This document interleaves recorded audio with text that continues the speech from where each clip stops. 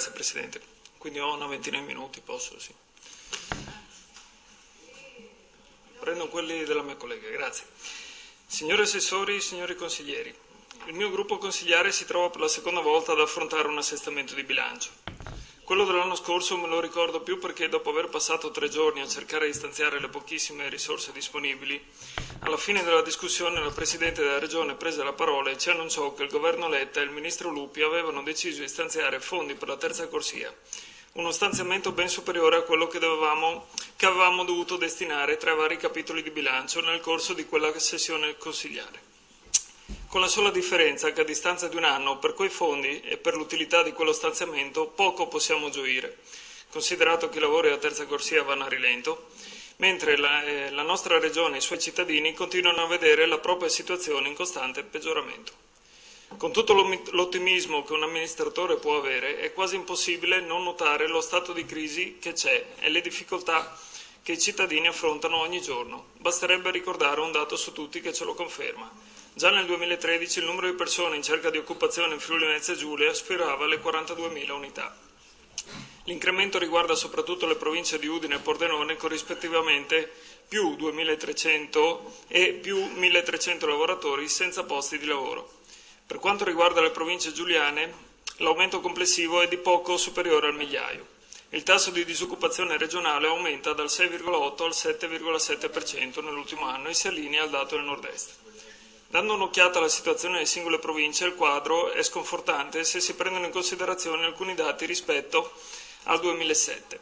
Ad esempio, nel periodo 2007-2013 la provincia di Pordenone ha quasi triplicato la propria percentuale di disoccupati, passando dal 2,83% al 7,94%.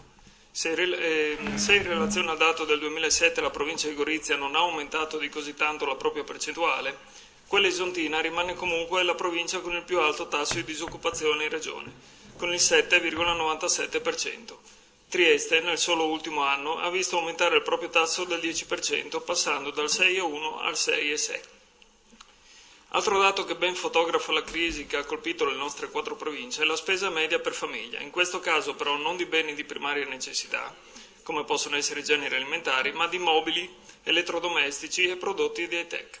Per questi prodotti le famiglie hanno ridotto i consumi del 16,8% in provincia di Pordenone, del 21,3% in provincia di Gorizia, del 22,8% in provincia di Udine e del 24,7% in provincia di Trieste. Questo dato ci fa capire che se c'è una fascia di cittadini ritenuta debole e al di sotto della soglia di povertà, c'è un'altra fascia comunque consistente della popolazione che ha subito il contraccolpo in maniera molto pesante e ne sta pagando tuttora il prezzo. L'ultimo dato che mi permetto di evidenziare è proprio quello della povertà relativa. Constatare che in Italia la spesa media mensile per persona è scesa a 972,52 euro e che questa cifra determina la soglia di povertà relativa per una famiglia di 2 persone e il dato in calo del 2% rispetto all'anno precedente è a dir poco allarmante. Gran parte degli italiani non hanno più soldi per fare la spesa, la politica dell'austerity sta spingendo questo paese sull'orlo del collasso, ma a quanto pare in pochi sembrano accorgersene. In realtà non siamo più tanto pochi. La scorsa settimana la Caritas ha diramato un proprio report. Su questo tema è invocato il coraggio da parte delle istituzioni a inserire quello che viene definito reddito di inclusione sociale, una sorta di reddito di cittadinanza universalistico che costerebbe davvero troppo per le casse della Regione e dello Stato, volto a integrare il reddito di tutte quelle famiglie che vivono al di sotto della soglia di povertà relativa. Proprio per il gran numero di risorse necessarie per quello che si usa a definire reddito di cittadinanza, di tipo universalistico, come Movimento 5 Stelle abbiamo presentato una nostra proposta di legge, la prima e unica da noi firmata e approdata in una commissione di merito nell'arco dell'anno, volta a istituire il reddito minimo garantito nella nostra regione. Con i paletti da noi individuati e i percorsi formativi e lavorativi previsti nell'articolato, abbiamo dimostrato come il nostro intervento non vuole essere di tipo universalistico, ma vuole aiutare le persone che hanno effettivamente bisogno e che stringono un patto con la regione, sottoscrivendo accordi precisi per intraprendere un percorso di inserimento o reinserimento nel mondo del lavoro e per non rimanere ai margini della società. Una misura che permetterebbe anche una boccata di ossigeno alle nostre attività commerciali, soprattutto i negozi di vicinato, morsi, come dicevo, dalle politiche dell'austerity degli ultimi governi. Ormai è evidente per tutti come queste politiche hanno messo in ginocchio sia le piccole che le grandi aziende commerciali e i dati sopra richiamati ne sono la più lampante testimonianza. In sede di terza commissione qualcuno ha provato a storcere il naso, perché la nostra proposta di legge non prevede le coperture finanziarie.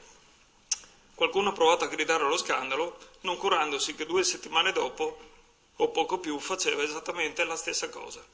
Da alcune affermazioni dell'assessore Panariti, per una misura come la nostra si dovrebbero stanziare 50 milioni di euro.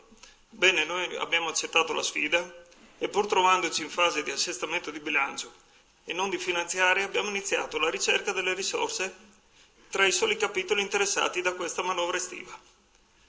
Abbiamo trovato le risorse senza fare grossi sconvolgimenti, senza togliere l'ossigeno ad alcuno, ma solo tornando a prevedere gli stessi importi stanziati in passato per alcuni enti ed associazioni, garantendone quindi l'operatività, auspicando che il dover tirare la cinta li porti ad una razionalizzazione della spesa e dei compensi dovuti anche a dirigenti e amministratori.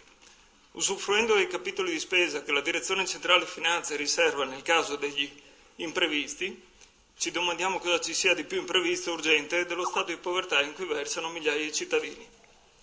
Li abbiamo trovati andando a toccare capitoli come quello dei carburanti, dove si fa una previsione di spesa, ma su cui l'Europa ci ha severamente messo in guardia solo pochi giorni fa e su cui da mesi chiediamo di prendere in considerazione una rimodulazione della scontistica che ancora oggi va ad aiutare anche persone che non avrebbero alcun tipo di bisogno. Avremmo voluto intervenire anche su un capitolo destinato a finanziare Trenitalia, cui inizialmente la Giunta aveva stanziato ben 2,5 milioni di euro, ma forse, anche dopo la nostra richiesta di chiarimenti inoltrata alla direzione, ci si è accorti che erano effettivamente troppi e si è deciso di ridurre da soli tale stanziamento. Le abbiamo trovate senza nemmeno dover toccare i capitoli per noi sensibili, come lo stanziamento di 24 milioni di euro necessari all'aumento di capitale di medio credito FVG, che già da soli sarebbero bastati per poter istituire già da gennaio 2015 il reddito minimo garantito nella nostra regione. Non abbiamo neppure toccato i 49 milioni di euro destinati a fondi di rotazione per le nostre imprese, anche se prima di un tale stanziamento avremmo gradito conoscere quanto richiesto più volte dai consiglieri nelle commissioni di merito, ovvero lo stanziamento dell'extragettito 2013, tutto destinato alle attività produttive e per gran parte destinato ai fondi di rotazione. Quali risultati ha portato? Chi ne sta usufruendo? Sta dando i suoi frutti? È un canale ancora migliorabile? Funziona già bene così da poterci investire ulteriori 49 milioni di euro? In attesa delle dovute risposte abbiamo ritenuto opportuno non toccare questi stanziamenti, in quanto sono comunque rivolti alle nostre aziende che sono parte importantissima della nostra proposta di legge, in quanto saranno loro a dover trovare un posto di lavoro e beneficiari del reddito minimo garantito, e quindi devono essere aiutate e affiancate in questo. Così come non abbiamo toccato gli stanziamenti alla ricerca, all'ambiente o alla sanità. Abbiamo ricercato le risorse andando solo a eliminare le odiose poste puntuali, che con gli emendamenti di ieri pomeriggio ormai sono all'ordine del giorno. Sembra di essere tornati a un paio di anni fa. Anche quella che era stata accolta da noi favorevolmente come una buona abitudine da parte di questa Giunta e questa maggioranza, a quanto pare, a distanza di un anno è già passata di moda. Il taglio ai costi della politica, anzi l'ottimizzazione dei costi della politica, come ricordava il consigliere Ziberna, e ai vitalizi degli ex consiglieri regionali, sono altre voci significative dei risparmi che abbiamo individuato. Con tutti questi interventi siamo riusciti a trovare risorse tra le spese correnti per circa 13 milioni di euro e tra le spese di investimento per circa 6 milioni di euro. Individuato nel fondo di solidarietà, per cui ogni anno sono stanziati e nello strumento della carta famiglia o carta acquisti che riguarda un aspetto nazionale e non regionale, ma su cui noi interveniamo con 3 milioni di euro l'anno, ci sarebbero altri 12 milioni di euro disponibili. A queste cifre si devono aggiungere i 2 milioni di euro accantonati per i futuri interventi legislativi. E già così, ribadiamo, senza dover stravolgere le casse della Regione o le strutture portanti della stessa, così come teme qualcuno, siamo riusciti a trovare risorse per 45 milioni di euro. Ovviamente, non essendo questa una finanziaria ma un assestamento, per motivi tecnici non abbiamo potuto destinare tutti questi fondi sul fondo per il reddito minimo garantito. Ma qualora venissero accolti i nostri emendamenti, potremmo avere già quest'autunno risorse tali per iniziare quel periodo di sperimentazione richiesto solo venerdì scorso all'assessore Panariti dalla CGIL regionale.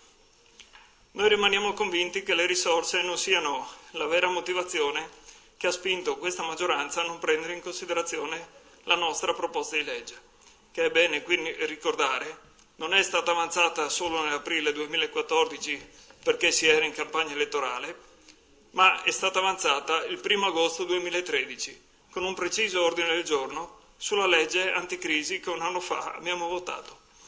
Quell'ordine del giorno è stato respinto dalla Giunta e dal Consiglio, ma prima di noi ci fu anche qualcun altro che il 21 maggio 2013 proprio in quest'Aula disse: il reddito di cittadinanza e la carta famiglia sono stati interventi innovatori del sistema di protezione sociale della Regione.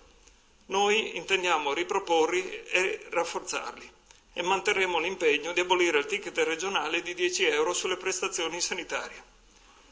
Questo veniva detto in aula durante l'illustrazione del programma di governo da parte della nostra Presidente della Regione.